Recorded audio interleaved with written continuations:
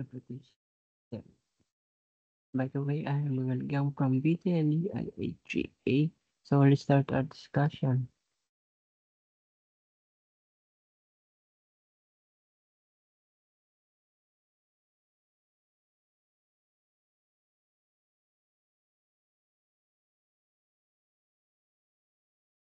Ang lubrication system ng isang sasakyan ay responsable sa pagpapahid ng langis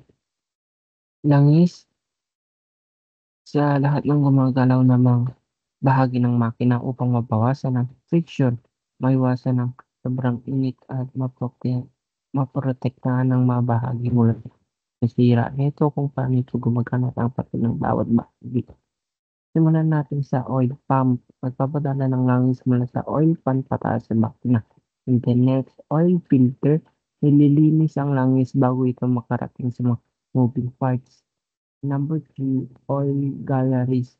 Mga maliliit na daanan ng langis na dinadaan ito patungo sa iba't ibang bahagi.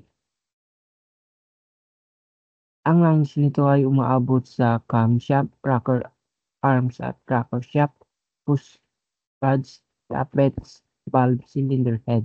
Ginagabayan ng timing chain, tensioner ang chain at nakatanggap ng lubrication system. Papel ng bawat bahagi. Ang oil pump ay umiikot para sa pagpadala ng langis sa oil pan paakyat. Oil filter, pinsalang dumi o particle sa langis. Oil galleries naman is yung network ng daanan ng langis papunta sa mga parte ng makina.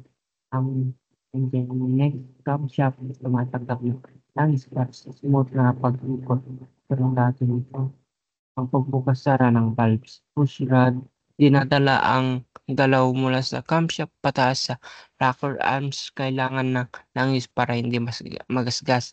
Tappet o lifters, tumutulong magpadala ng motion. Nangangailangan din ng lubrication. Rocker arms at rocker shaft. Nasa tuktok ng makina, pinapasa ang motion sa valves.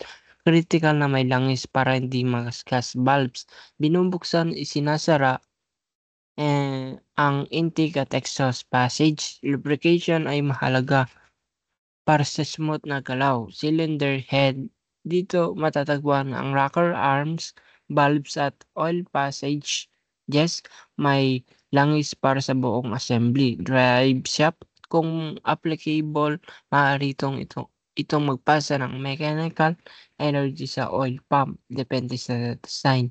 Oil gauge, magpapakita kung gaano kataas o kababa ang oil pressure. Timing chain tensioner,